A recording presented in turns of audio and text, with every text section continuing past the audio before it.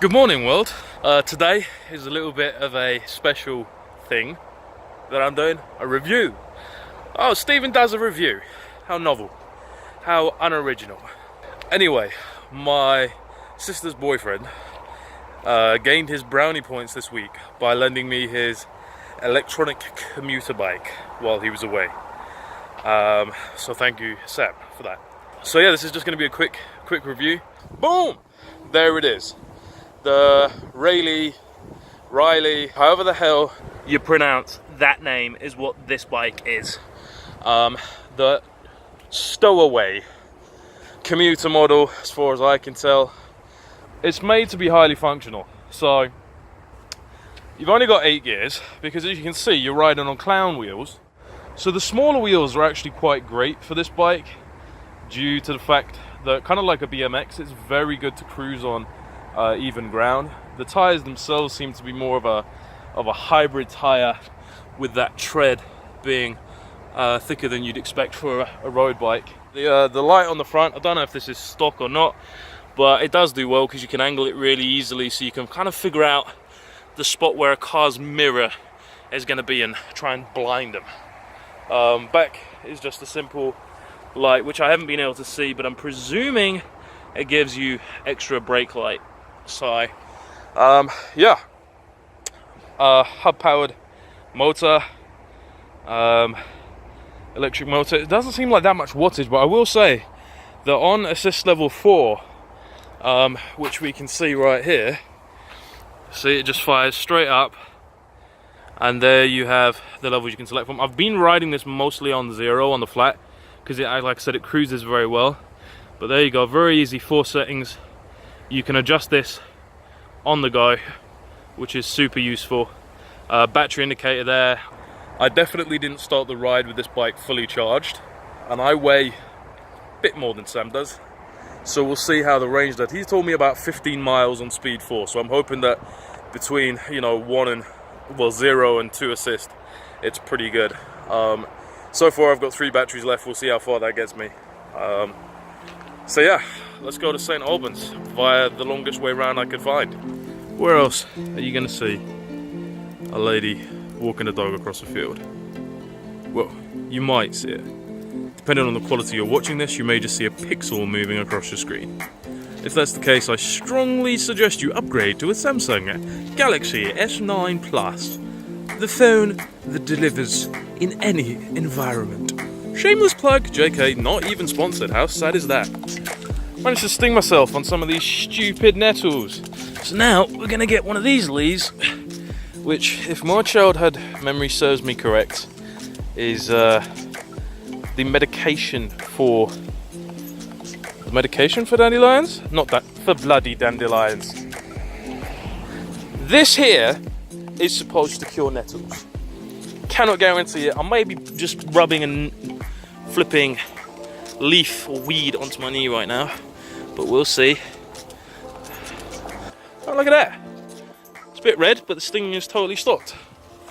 Back on the bike we go.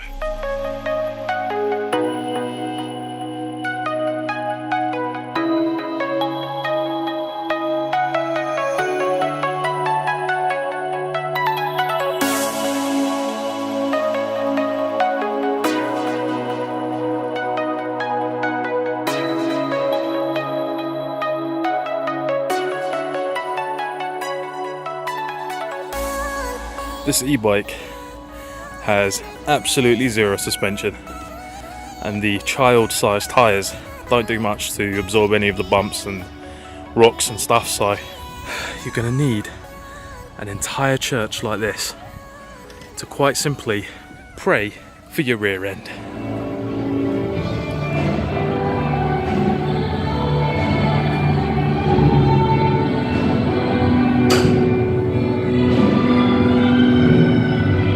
Yes, girl!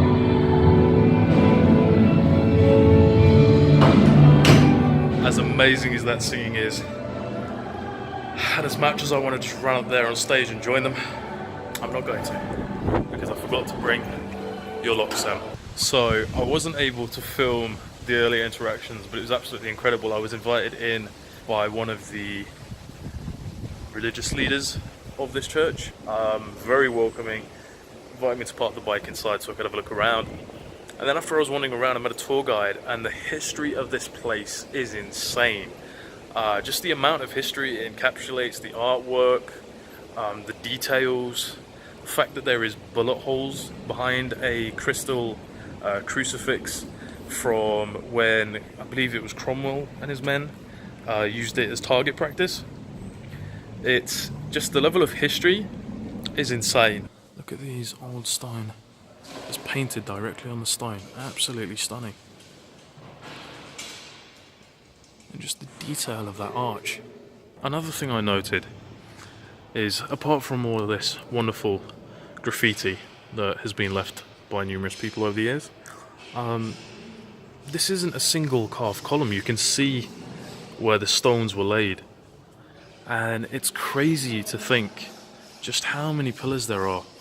And each one of these stones had to be shaped and carved, most likely by hand at the time. I very much doubt these were machine jobs back in the early 10th century.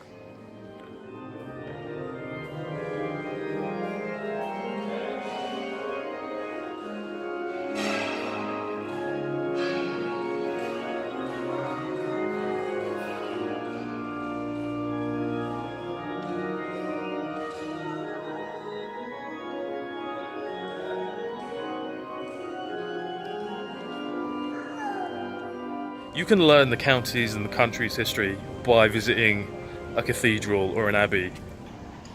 It's time to cycle back, and we are down to 2 bars of battery. It's about 6 miles back home the way I'm going. My arse is already hurting, so we'll see how this goes. We've got 2 bars of battery, so hopefully this thing makes it. We'll try and be as conservative as possible, but here goes the homeward stretch. Imagine this amount of traffic, but moving faster than this, because they've just come from a traffic light. That amount of traffic, and you're on that. This is definitely a bike lane only sort of bike. I do not recommend this kind of road. I also don't recommend riding without the proper, legally required safety gear. Mine is still in America, so forgive me. Do not show this to your children, for it will teach them wrong habits. Although this hat is pretty fresh though. It's a pretty fresh hat though, let's be honest, you know what I'm saying? Well, I made it back. I'm shattered. It's 5 o'clock in the afternoon. I left around 12:30, so I'm about 4.5 hours out on the road. I'm pretty sure I have internal bruising. Yeah. So looking at this bike, I would say handling is a bit like a scooter. Very small wheels makes it very, very touchy. A little bit goes a long way, as they say. Overall, it did handle the trip pretty well. Like I said, it was not fully charged. On the last mile stretch home, it was pretty even ground. I turned it up to 4, and it was blinking its last bar by the time I pulled up.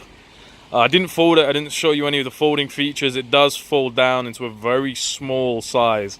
So for putting in some in your boot or your trunk, it's very practical. I had no need to do that, so I'm not going to show you that today. Other than that, it's very clunky. I really feel like with the technology the way it is today, you could have at least done something with the suspension, even if it was at least on the arse end and not the front end.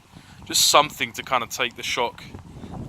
Battery power was pretty impressive. Number 4 took me up some very steep inclines in St Albans area.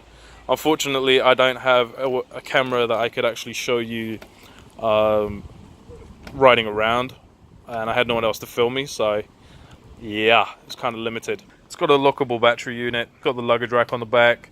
The lights seem half decent. I definitely would want more though, and maybe a headlamp so you can shine it in people's wing mirrors so they can actually see you. Overall, very basic control unit, showing you the battery life and speed change. I will say the speed change here, in combination with the twist gears, is very quick, very streamlined, very smooth, and definitely makes for easy riding. Very quick adjustments on the fly, so you don't waste time faffing about. The seat, let's not talk about that. I might be in the hospital later. Battery, pretty solid. I'd give that 3.5 out of 5. The overall, generously, considering its features and combined with its lack of handling and suspension, but its ease of foldability and decent battery and pedal assist, I'll be generous and give it a 3.2 out of 5. Yeah, if you're wanting a commuter bike, this isn't a bad place to go, and they're not expensive. I believe this is under £1,000 mark. So I hope you enjoyed this. This is new. This is the first time doing something like this.